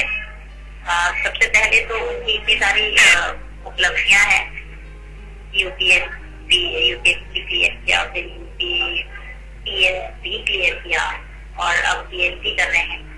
तो तक मुझे ये जानना था कि आपका विजन क्या था, मतलब ये इतने सारे ये जो जिस तरह की जो आपने ये जो अचीवमेंट अचीव की है, तो आपका विजन क्या रहा है? और अब आप पीएचडी कर रहे हैं, तो एज आईएएस ऑफिसर आप अपना करियर परस्यू आगे करेंगे या और कुछ आपके इरादे हैं? और अगर से आप एज एन आईएएस ऑफिसर अपना करियर करेंगे, तो ऐसे कौन से चेंजेस हैं जो आप अपने डिस्ट्रिक्ट लेवल पे जहाँ भी आपकी पोस्टिंग होगी, ऐसे कौन से चेंजेस या रिफॉर्म्स आप लाना चाहेंगे सिस्टम में, वो बताइएगा। Thank you. ये थी श्रेया जी मुंबई से, जिन्होंने स्वागत भी किया और बधाइयां भी दी और 2 सवाल भी पूछे। उन 2 सवालों पे हम उनके जरूर बात करेंगे बहादुर जी से। तो बहादुर जी, श्रेया जी थी जो हमारे को लगातार मैसेज भेजती हैं, आज भी मैसेज भेजा। दोनों सवाल बड़े इम्पोर्टेंट हैं, मेरे को भी, मैं भी इनमें से एक सवाल मेरा भी था बेसिकली, तो उन्होंने पूछ लिया, उस पर भी हम बात करेंगे। तो चलिए पहला सवाल ही मैं उनका ले लेता हूँ कि आपके पास पीएचडी आप अभी कर रहे हैं, उसके साथ साथ आपने यूपीएससी की तैयारी लगातार की है, लगातार अटेम्प्ट्स दिए हैं, उसके अलावा आपका यूपी पीसीएस भी क्लियर है। तो बेसिकली शायद मुझे जो समझ में आया उनका शायद मतलब ये कि गोल क्या था, गोल कहाँ चूज सेट किया आपने अपने लिए? श्रेया जी, सबसे पहले मैं आपको बहुत बहुत धन्यवाद देता हूँ, आपने मुझे पेश किया और आपके दोनों क्वेश्चंस मुझसे लगातार पूछे जाते हैं और मेरे जहन में ये हमेशा से चलता रहा है कि मैं अपने को किस लायक बनाऊं जो सोसाइटी को दे सकूं। तो चूंकि मैं साहित्य से भी जुड़ा हुआ हूं, तो मैं आपको इसके लिए दो लाइन सुनाना चाहूंगा जिसमें ये आंसर भी है और मेरा एक विजन भी है कि मैं सोसाइटी के लिए क्या चाहता हूं। जिस दिन मेरा रिजल्ट आया था 10 मई को, तो मैंने आधा घंटे पहले, जस्ट रिजल्ट आने के आधे घंटे पहले मैंने एक कविता लिखी कि अंधेरे में लोग बेखौफ चल सकें, इसलिए सस्ती दरों से मैं चिराग बेचना चाहता हूं। क्या बात है। तो सोसाइटी के लिए मैं जिस स्तर पे मुझे जो भी जिम्मेदारी दी जाएगी उसे मैं ईमानदारी से निभाना चाहूंगा। खासकर चूंकि मैं डिसेबिलिटी कम्युनिटी से हूं, तो मेरा ये प्रयास रहेगा कि मैं जिस भी जिले में जाऊं, खास करके उस जिले में डिसेबिलिटी से रिलेटेड जितने भी प्रोग्राम्स हैं, उनको जो जो एंटाइटल मिलना चाहिए उसको मैं श्योर कराने का पूरा प्रयास करूंगा। मेरा सबसे पहला ये रहेगा। और सबसे बड़ी बात है कि मैं इस चीज को प्रचारित करना चाहता हूं कि मैं डिसेबल्ड हूं। जैसे ज्यादा से ज्यादा लोगों को मालूम चले कि एक डिसेबल्ड ऑफिसर बन सकता है, तो और लोग भी जो हमारे सोसाइटी में डिसेबल्ड हैं उनको एक प्रेरणा मिलेगी, उनको एक उम्मीद मिलेगी, चलो ठीक है हमारे भी कम्युनिटी के लोग ऑफिसर्स बन रहे हैं। डिसेबिलिटी हर्डल्स नहीं है आपके किसी भी कैरियर को चुनने के लिए। तो मेरा ये प्रयास रहेगा कि मैं सोसाइटी के लिए अपने आप को एज ए रोल मॉडल, और मुझे जो जिम्मेदारी दी उसे मैं जिम्मेदारी के साथ निभाऊं। लाल बहादुर जी, कभी लगातार 7 अटेम्प्ट का 6 अटेम्प्ट करना, असफल होना, 7वें में सफल होना, बड़ा फ्रस्ट्रेशन होता है कई बार कि कहाँ जा रही है लाइफ, कुछ समझ में नहीं आ रहा। बहुत फोकस होने के बाद भी हम कई बार बहुत पजल्ड हो जाते हैं। तो उस कंडीशन में वो स्थिति कब आपके पास है कि लगा कि सब बेकार है, कुछ भी काम नहीं कर रहा? जी बिल्कुल, बहुत ही इंटरेस्टिंग क्वेश्चन है। 2010 का सीएससी मतलब यूपीएससी का इंटरव्यू 2011 में हुआ था अप्रैल में। तो मुझे उम्मीद थी कि इस बार मुझे सफलता मिल जाएगी, कोई न कोई रैंक मिलेगी। दुर्भाग्य से मेरा सिलेक्शन नहीं हो पाया जी। लेकिन उसी समय एक जो सीसैट में यूपीएससी में रिफॉर्म आते रहते हैं, तो 2011 में सीसैट को इंट्रोड्यूस किया गया था। और मेरी मैथ, जैसा कि मैंने पहले भी डिस्कशन में बताया कि मैथ मेरी अच्छी नहीं थी, तो मैंने उसे ड्रॉप कर दिया जी। उस साल ड्रॉप कर दिया। और जैसे ही मैंने उसे ड्रॉप कर दिया तो बहुत सारे ऐसे निगेटिविटी हमारे पास आ गए, मेरे अंदर आ जाएगी कि एमए के बाद मैंने अपने पढ़ाई को ब्रेक कर दिया था, मैंने एमफिल पीएचडी में कहीं एडमिशन नहीं लिया था। तो मेरे अंदर एक निगेटिविटी आ गई, अवसाद, जिसको अवसाद बोलते हैं, अवसाद में चला गया कि अब क्या होगा जी। तो उससे बचने के लिए मैंने लिटरेचर पढ़ना शुरू किया। तो लिटरेचर, चूंकि मेरा एक लिटरेचर ऑप्शनल भी रहा है यूपीएससी में, हिंदी लिटरेचर, उसको पढ़ा मैंने और मैं कविताएं लिखना शुरू किया। फिर उसके बाद बहुत सारे ऐसे काव्य गोष्ठी वगैरह होती थी, मैं वहां जाना शुरू कर दिया और खुद कविताएं सुनाता था और लिखता था। और इसीलिए 2013 में एक कविता संग्रह आई, तो उसमें मेरी 10 कविताएं सिलेक्ट हुई और जो लोग कविता लिख रहे हैं उनके संपर्क में आया।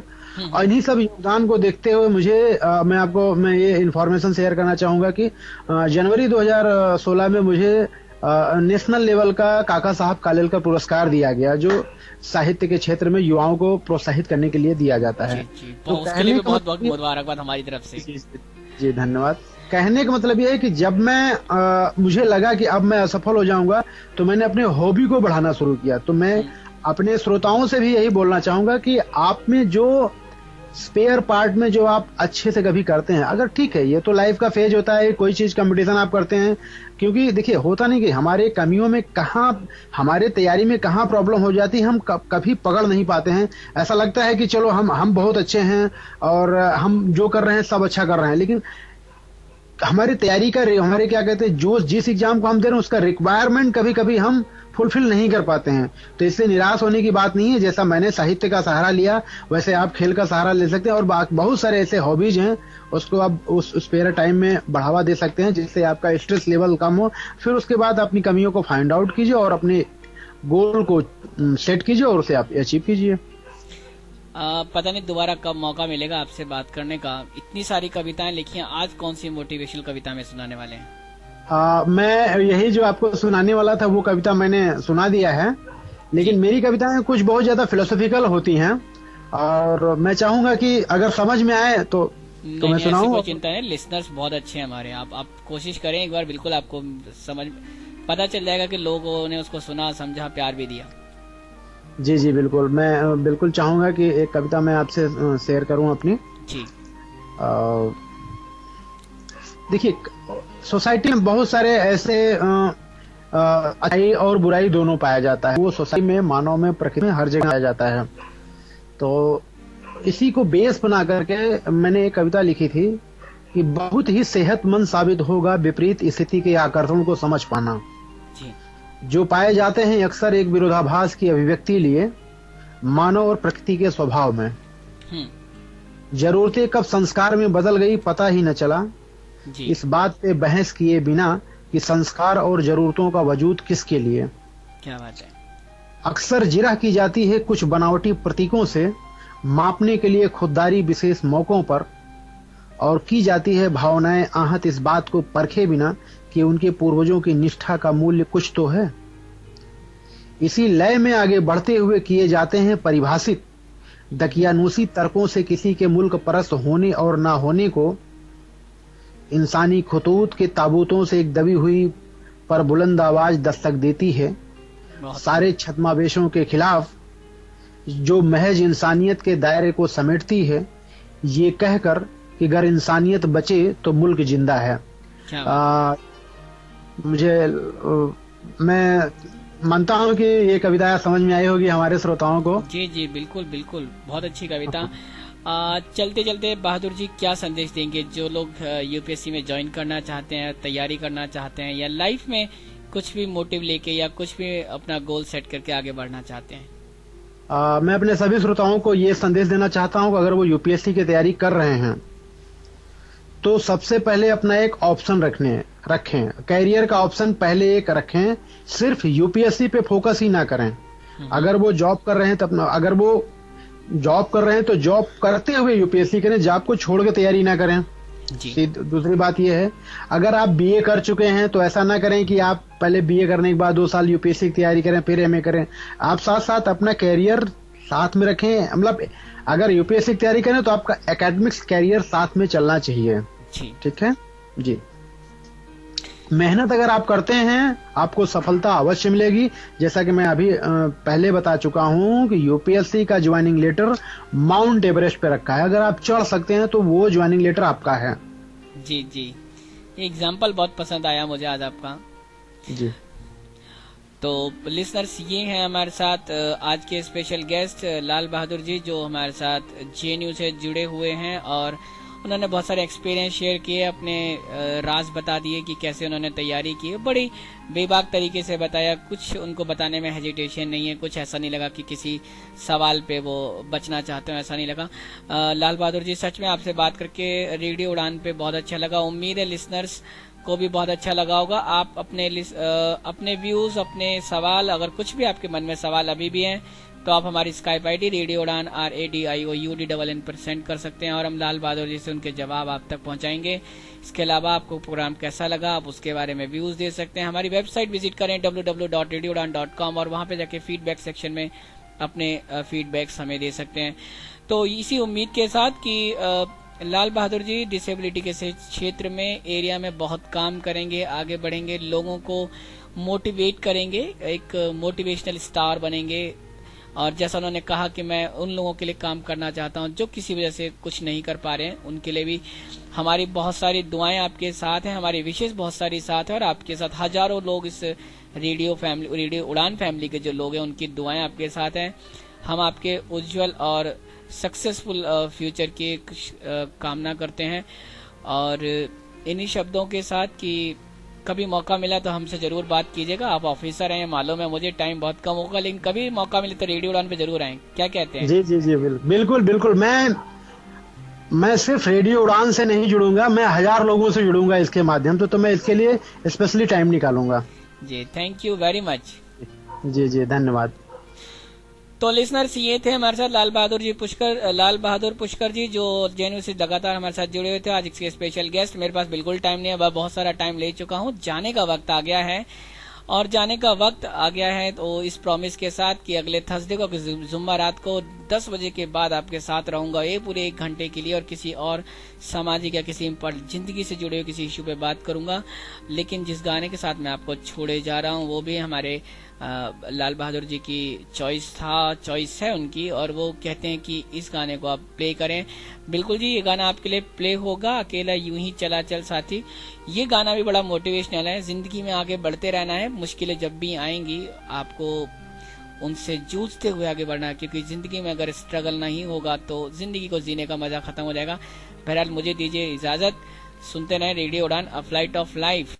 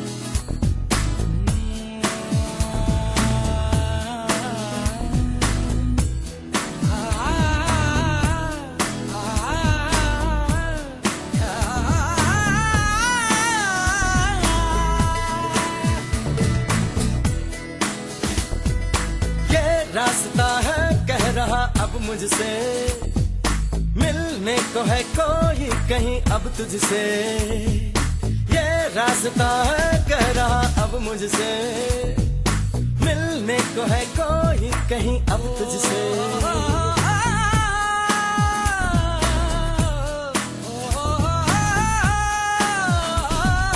दिल को है क्यों ये बेताबी, किससे मुलाकात होनी है, जिसका कब से अरमा था शायद वही बात होनी है। यूं ही चला चल रही, यूं ही चला चल रही, जीवन गाड़ी है समय पहिया। आंसू की नदियां भी हैं, खुशियों की बगियां भी हैं, रास्ता सब तेरा तक है भैया। यूं ही चला चल रही, यूं ही चला चल रही, कितनी हसीन है ये दुनिया। फूल सारे झमेले देख फूलों के मेले, बड़ी रंगीन है ये दुनिया।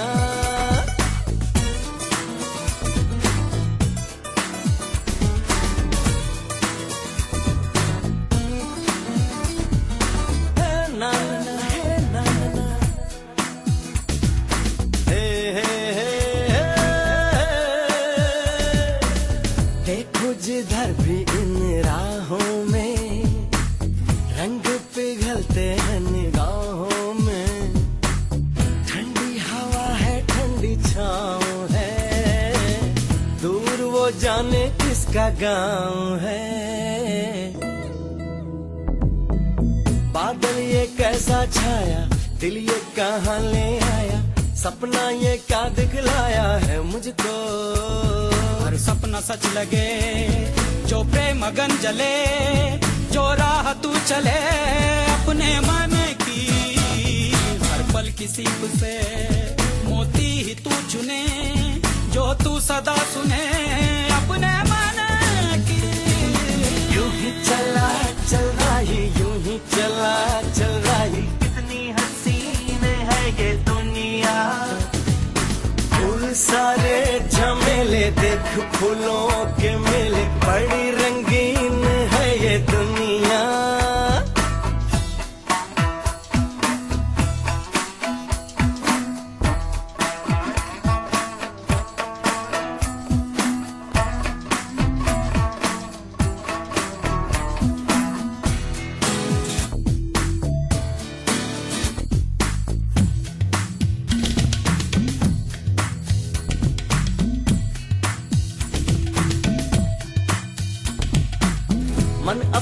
को कुछ ऐसे हल्का पाए, जैसे कंधों पे रखा बोझ हट जाए, जैसे भोला सा बचपन फिर से आए, जैसे बरसों में कोई गंगा नहाए।